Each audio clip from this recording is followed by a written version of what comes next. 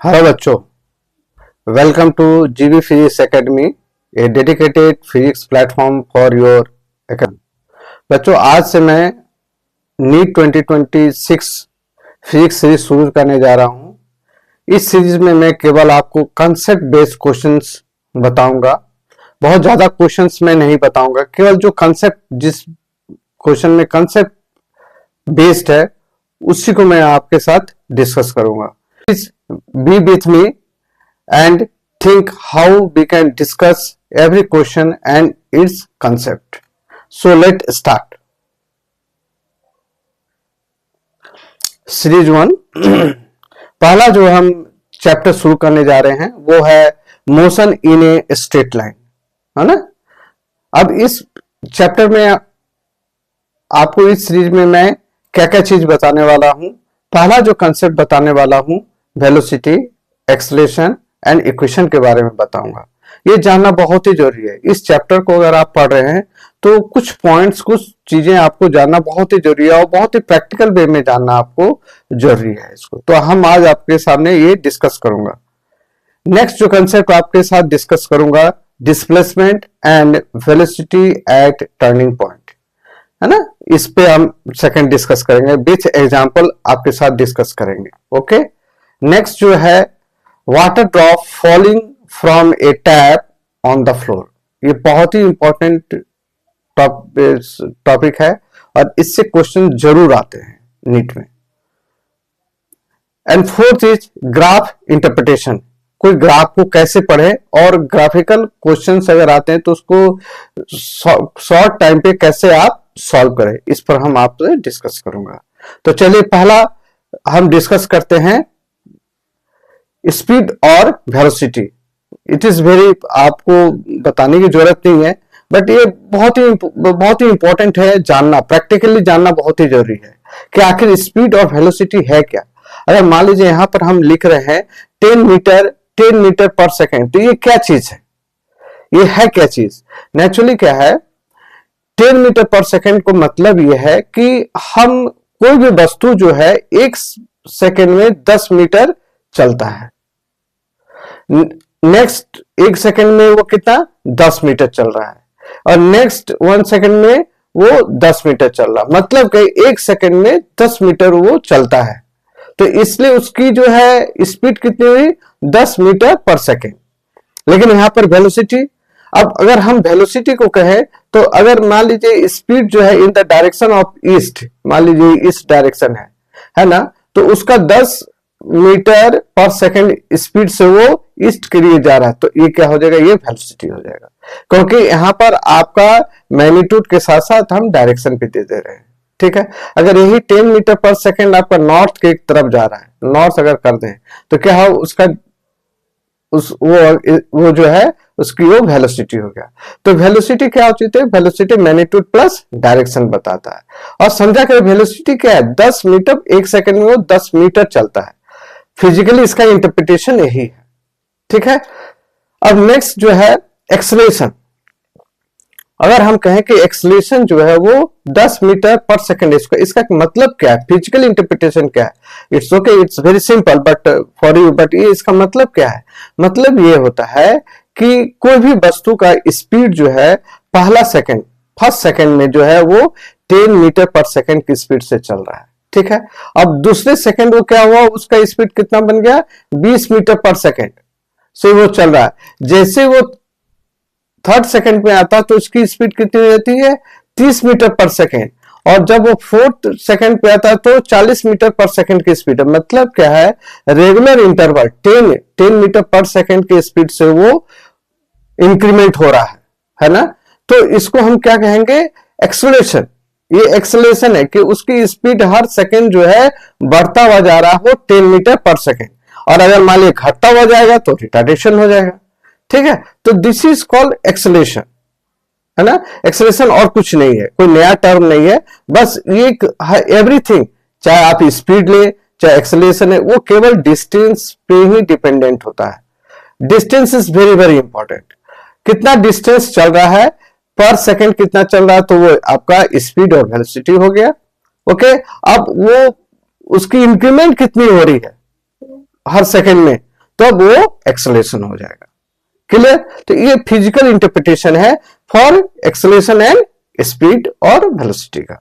अब क्वेश्चन ये आता है कि इक्वेशन और फॉर्मूला, आप लोग इक्वेशन और फॉर्मूला बहुत पढ़ते हैं, लेकिन उसका फिजिकल इंटरप्रिटेशन क्या है, उसका क्या मतलब है इक्वेशन का? इक्वेशन का मतलब है, एक एग्जांपल के साथ समझाता हूं मैं आपको। सपोज आप स्कूल जा रहे हैं, फर्स्ट डे आपके पापा ने आपको 2 रुपया दिया, इट्स ओके। सेकेंड डे जब आप आते हैं घर, तो आप कहते हैं, सेकेंड डे आप पापा से कहते हैं नहीं, 2 रुपया जो है सफिशियंट नहीं है, तो आपके पापा ने आपको 4 रुपया उस दिन दिया, ठीक है। थर्ड डे सिमिलरली, जब थर्ड डे आप स्कूल जाते हैं, तो आप कहते हैं कि नहीं, 4 रुपया भी सफिशियंट नहीं है, तो आपके पापा ने आपको 6 रुपया दिया। ध्यान दीजिए। अब फोर्थ डे जब स्कूल आप जाते हैं, तो आप फिर कहते हैं नहीं, 6 रुपया is not a sufficient amount, तो उस दिन आपको पापा ने आपको 8 रुपीज दिया। और फिफ्थ डे सिमिलरली ये 8 रुपीज आपका सफिशियंट नहीं है, तो आपके पापा ने 10 रुपया दिया। तो मतलब क्या है कि आपका डिमांड बढ़ता हुआ जा रहा है, आपका डिमांड बढ़ता हुआ है, तो आपके पापा को कुछ पैसे जमा करके रखने पड़ेंगे कि आगे आपके डिमांड, आपकी जो रिक्वायरमेंट है वो फुलफिल किया जा सके। तो उन्होंने क्या किया कि एक आपका रिदम पकड़ लिया। रिदम मतलब यह कि आपकी ट्रेंड क्या है, जैसे क्या है y और 2x, this is the your trend for demanding money. मतलब x क्या है, डेज है, और y क्या है, आपका रुपीज है। तो आपको पापा को अगर चाहे कि भाई नेक्स्ट 30 डेज कितना पैसा जमा करना पड़ेगा, या 60 डेज हमें कितना पैसा चाहिए, उसके अनुसार वो कैलकुलेट करते हुए चले जाएंगे ना। अब 6 डे में आपको कितना होगा, तो 6 डे में एक्चुअली आप 12 रुपया मांगेंगे, है ना। 7 डेज में आपका 14 रुपया मांगेंगे। इसी तरह अगर 30 डेज है, 30 डेज में आप कितना अमाउंट मांगेंगे, 60 रुपये मांगेंगे। तो आपको इसी तरह से वो पता लगा लेंगे कि आपके नेक्स्ट 30 डेज या नेक्स्ट 60 डेज या इस पूरे ईयर में आपका कितना पैसा आपको पॉकेट मनी चाहिए।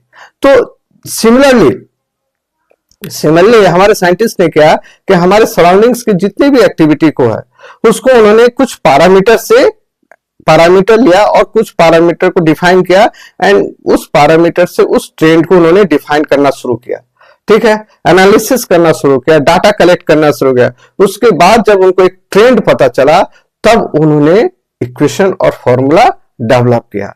तो that is called the equation formula. Formula और इक्वेशन जो है एक एक्टिविटी को मैथमेटिकली रिप्रेजेंटेशन है। अगर इसको आप कहें कि इक्वेशन और फॉर्मूला जो है वो क्या है, mathematical representation of our surrounding activity. It's clear? Okay, चलिए अब शुरू करते हैं एक क्वेश्चन से। This is very very important question.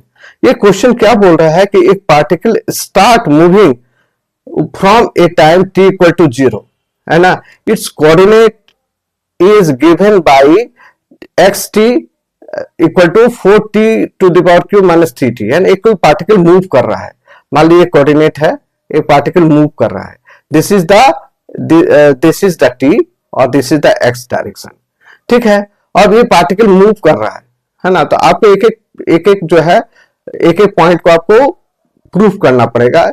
This point, पहला पॉइंट लेके हम चलते हैं कि the particle return to its original position at क्या है 0.866 यूनिट लेटर। यहाँ पे देखिए यूनिट यूज कर रहे हैं, मीटर या सेंटीमीटर हम या कोई और यूज नहीं कर रहे हैं, केवल यहाँ यूनिट है, ठीक है। यूनिट कुछ भी हो सकता है। तो ये कह रहा है कि इसको हमें प्रूव करना है कि ये जो डिस्प्लेसमेंट है, ये ओरिजिन, ये जो पार्टिकल है, ओरिजिन जो है, ओरिजिन फिर अपने ओरिजिन पोजीशन पे कितने यूनिट में आ जाएगा, 0.866 यूनिट लेटर, है ना। सो क्या है कि देखिए ये मूव कर रहा है, ठीक। तो आफ्टर टी यूनिट के बाद जो है वो अपने ओरिजिन पोजीशन पे आ जाएगा। इसको कैसे प्रूव करते हैं, ठीक है। नेचुरली जब ये आ जाता है तो इसका मतलब कि डिस्प्लेसमेंट इसका 0 है। इस क्वेश्चन में दो कंसेप्ट बहुत ही हिडन है, उसको हम अभी आपसे डिस्कस करेंगे। पहला जो आपका कंसेप्ट है कि particle return to its origin position, है ना। दैट मीन्स कि डिस्प्लेसमेंट क्या है, 0 है। That means x t equal to 0, है ना। क्योंकि ये ओरिजिन हमें प्रूव करना है कि ये अपने ओरिजिन पोजीशन पे कितने टाइम पे आ जाता है, ठीक है, तो दिस इज मतलब डिस्प्लेसमेंट क्या है, जीरो, हमें डिस्प्लेसमेंट जीरो लेना पड़ेगा। डिस्प्लेसमेंट क्या है, ध्यान दीजिए, डिस्प्लेसमेंट का मतलब होता है कि स्टार्टिंग पॉइंट, एकदम सिंपल याद रखिएगा, starting point and and point. कोई भी चीज जो है स्टार्टिंग पॉइंट क्या है और उसका एंड पॉइंट, मतलब मान लीजिए कि ये घूमता हुआ ऐसे चलता हुआ था, and this is your starting point है, और this is your and point. बस इन दोनों को जोड़ देंगे ना तो दिस इज कॉल्ड डिस्प्लेसमेंट, यही आपका डिस्प्लेसमेंट है। ओके, तो क्या है कि ये जो पार्टिकल है ये मूव करता हुआ ये किसी अपने ओरिजिन पोजीशन पे फिर पहुंच जाता है। ठीक है, तो इसका मतलब है कि क्या है, displacement is equal to zero. Okay, so displacement is zero मतलब क्या हुआ, this xt equal to 4t to the power q minus 3t है ना, तो मतलब xt जो है वो क्या हो गया, जीरो हो गया। ठीक है, तो 4t to the power q minus 3t equal to zero. Then अगर t आप करेंगे तो t का वैल्यू कितना आ जाएगा, t equal to zero and root under 3/4 हो ना, और 3/4 का वैल्यू कितना होगा, 0.886, क्योंकि t तो जीरो हो नहीं सकता है क्योंकि ये जीरो से स्टार्टिंग हुआ है, तो वो अपने ओरिजिनल पोजीशन पाने के लिए उसको तो कुछ टाइम लगेगा ना, तो दैट मीन्स क्या है 0.886। तो पहला आपका सही है, पहला सही है ना, पहला ऑप्शन सही है। अब सेकंड ऑप्शन कह रहा है, वेरी इंपॉर्टेंट है सेकंड ऑप्शन, कि particle is 1 unit away from origin at is turning point. इसका क्या मतलब होता है, ध्यान दीजिए, कोई भी वस्तु जो है, कोई भी पार्टिकल यह मूव कर रहा है, ठीक है, क्योंकि डायरेक्शन में है ना, और उसके बाद वो सडनली डायरेक्शन चेंज कर देता है, तो इस पॉइंट पे क्या होगा, इस पॉइंट के लिए ये जो यहां से पॉइंट चला, तो इसके लिए तो वेलोसिटी मैक्सिमम है, लेकिन इस डायरेक्शन में जैसे ही डायरेक्शन चेंज हो गया नेचुरली फिर ये जीरो से शुरू हो गया। ये पार्टिकल जो है इस डायरेक्शन में जैसे ही जाएगा तो उसका इस पॉइंट पे पार्टिकल का जीरो, क्योंकि डायरेक्ट स्पीड तो है, स्पीड है, लेकिन डायरेक्शन चेंज होने के कारण क्या हो गया, वेलोसिटी आपका यहां पे जीरो हो गया। ध्यान दीजिए, तो टर्निंग पॉइंट पे क्या होता है, वेलोसिटी आपका क्या होता है, जीरो हो जाता है। ओके, तो इसको करने के लिए क्या करना पड़ेगा हमें, है ना, dx अपॉन dt, हमें इस इक्वेशन को वेलोसिटी निकाल लेते हैं, dx अपॉन dt डिफरेंशिएट कर देते हैं, देन इट विल बी क्या होगा 12t स्क्वायर माइनस t, तो t का वैल्यू कितना आ जाएगा 0.5 सेकेंड, है ना, तो मतलब 0.5 सेकेंड के बाद क्या होता है, ये वेलोसिटी चेंज हो जा रहा है। वेलोसिटी चेंज होने से क्या होता है, at the turning point velocity is equal to zero. Okay, so अगर इस डिस्टेंस को निकालना चाहें कि कितना डिस्टेंस गया, दिस पॉइंट से यहां तक का डिस्टेंस कितना हुआ, तो दिस विल बी, अगर 0.5 हमने सेकेंड पुट कर देते हैं इस वैल्यू पे, then the value equal to -1 metre या 1 यूनिट, जो भी ले लेना है, हम यहाँ पे यूनिट ले लेते हैं। ओके, सो 1 यूनिट मतलब बी इज राइट, मैग्नीट्यूड ले लिया है ना, या मीटर हम यूज नहीं कर रहे हैं क्योंकि मीटर दिया नहीं हुआ, सो this is the printing mistake. Okay, अब क्या कर रहा है एक्सेलरेशन, थर्ड पॉइंट को हम प्रूव करना चाह रहे हैं, तो एक्सेलरेशन निकालने के लिए क्या होगा, हम dv अपॉन dt निकालते हैं, that will be value equal to 24t होगा। ठीक है, अब 24t जो है, t जो है कभी नेगेटिव नहीं होता है, टाइम कभी नेगेटिव में नहीं जाता है, t हमेशा पॉजिटिव होता है, तो नेचुरली 24t क्या होगा, हमेशा जीरो से बड़ा ही होगा ना, क्योंकि जीरो से हमेशा बड़ा ही होगा, तो क्या है c जो है आपका भी सही है, तो क्या है a b और c is correct and d और e is not correct. Okay, अब नेक्स्ट क्वेश्चन पे हम डिस्कस करते हैं वाटर ड्रॉप। क्या कह रहा है कि water drop fall from a tap on a floor 5 metre below, है ना, at regular interval of time, the first drop strike the floor when the sixth drop began to fall. The height at which the fourth drop will be from the ground at the instant when the first drop strike the ground. मतलब क्या है कि देखिए 6 drop है, मान लीजिए 3, तो ये जब ग्राउंड पे ये ग्राउंड पे जब फर्स्ट ड्रॉप जब ग्राउंड रहता है तो ये 6 ड्रॉप जो है वो नल से टैप से वो आपका निकल रहा है, ठीक है। 6th, this is the 6th, this is your first. तो जैसे ही फर्स्ट आपका ग्राउंड को टच करता है तो 6 ड्रॉप जो है वो नल से निकल रहा है, तो आपका ये 4th ड्रॉप के बारे में आपका पोजीशन निकालना है। तो इसके लिए क्या है कि इसका वेरी सिंपल फॉर्मूला, पहले ये सीलिंग है, ये हाइट आप निकाल लीजिए, ये हाइट क्या है इसका फॉर्मूला दिया हुआ है, और टोटल हाइट आपका दिया हुआ है, दिस टोटल हाइट कितना है 5 मीटर दिया हुआ है, टोटल हाइट आपका 5 मीटर दिया हुआ है। ओके, सो हम कैसे इसको सॉल्व करेंगे, तो बहुत ही सिंपल फॉर्मूला है ना।